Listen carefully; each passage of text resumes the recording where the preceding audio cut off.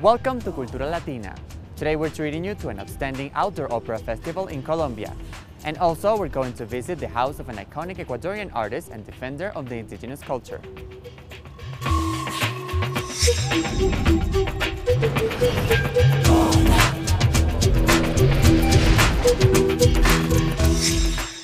The Opera in the Park Festival, or Festival Ópera al Parque, is just one of the many outdoor musical programs being offered to the public in Colombia. The festival aims to bring together musicians and artists of a genre to a lyrical celebration in the city of Bogota. 3, 2, 1.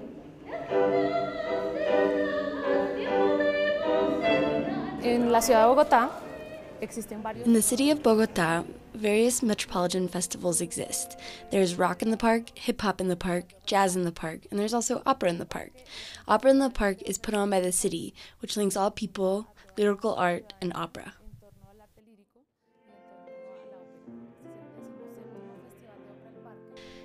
This is the 17th Opera in the Park Festival, which has always been organized by the Philharmonic Orchestra of Bogota, which unites all of the artists of the lyrical genre, the orchestras, universities, soloists, and those who know about the genre. In turn, this lyrical festival unites the whole city.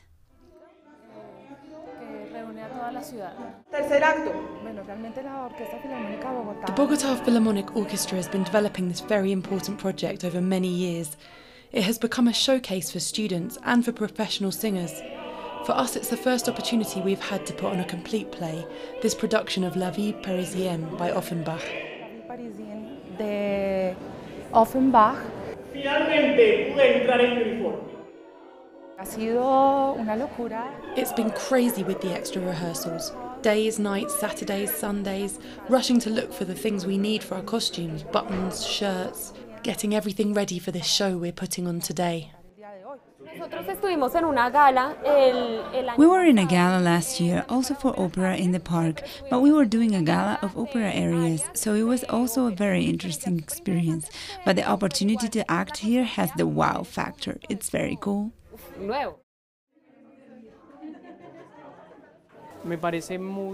To me, it's really interesting what they are doing to bring this type of musical genre to the people, to all kinds of people, because normally it is a very exclusive genre of only certain type of social circles listen to it, and it is built around them.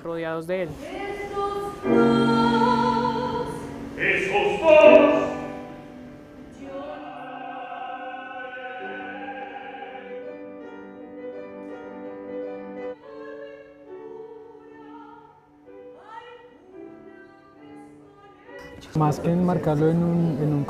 than just placing it in the context of opera, it's simply a recreation space for children. Spaces like these where it's safe to bring them and show them these types of things without imposing on them that it's an opera event, or a concert, or a theater play, but simply a recreation space where one can be with children, and even better for the fact, it's free and promoted by the city.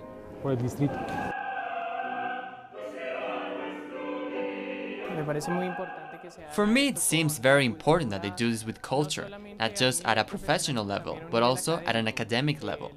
What they are doing is providing plenty of opportunities to those of us who are training, so we can move forward and arrive in settings more professional than what we are doing right now.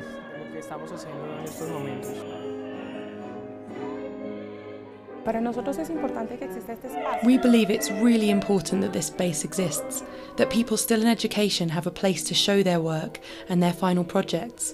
They are obviously not professionals and still developing, but this space gives them the opportunity to show their work almost at a professional level.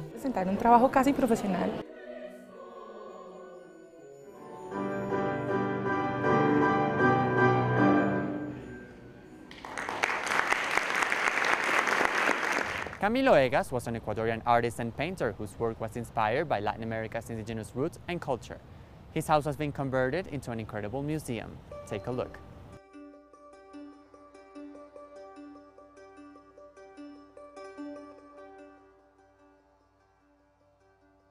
Camilo Egas nace en 1889. Camilo Egas was born in 1889 in Quito. He is Quiteño. He lived in San Blas. He was educated first in Quito at the Mejia School, and after lived in Sambisa for 7 years.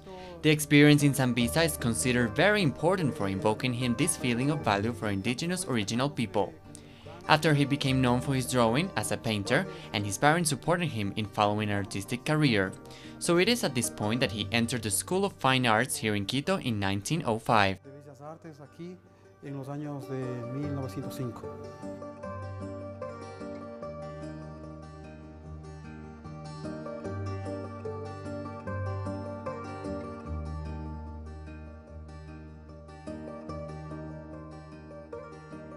El haber vivido en Sambisa 7 años, sabemos que Sambisa es un lugar de Quito. He had lived in Sambisa for 7 years. We know that Sambisa is a place in Quito that is always in transition between the rural and the urban, and where there was always an indigenous presence, and also the reality of marginalization and exploitation. All these elements made Camilo Egas feel this necessity to express this new indigenous focus. Expresar justamente este nuevo enfoque de lo indígena.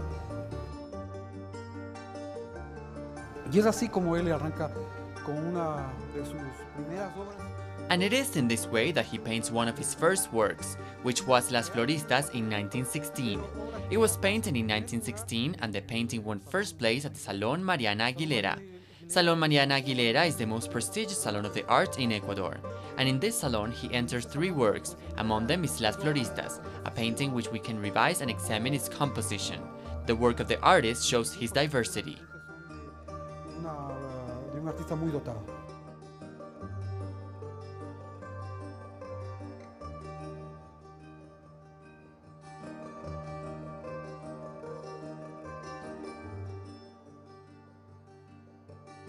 Él desarrolla una investigación más profunda sobre el tema.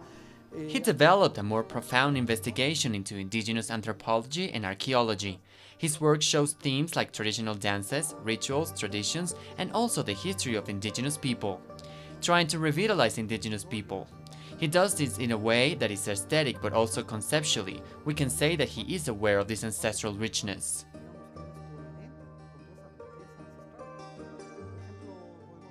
For example, we can see this linking between indigenous peoples and nature.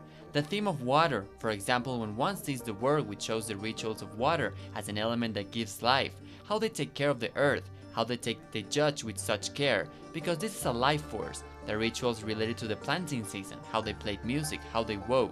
For them it was a party that united them. It's something of indigenous people that is seen today in the concept of good living, that is now being taken in this way. En ese sentido. Luego tenemos, por ejemplo, en los años 30 el caso del Indio Mariano. Then we have in the 1930s the case of Indio Mariano, which is an incredible work because indigenous people has been marginalized until present times. In those days, we know that generally the role of indigenous peoples in society was very limited, and now we see him in a portrait, where you can say that indigenous peoples are not only taken into account in this painting, in the compositions, in the artistic aesthetic, but as a person that has identity, that has a name. So, it is something that is pretty revolutionary, innovative for the national arts. Estético, artístico, sino también como una persona que tiene una identidad, que tiene un nombre.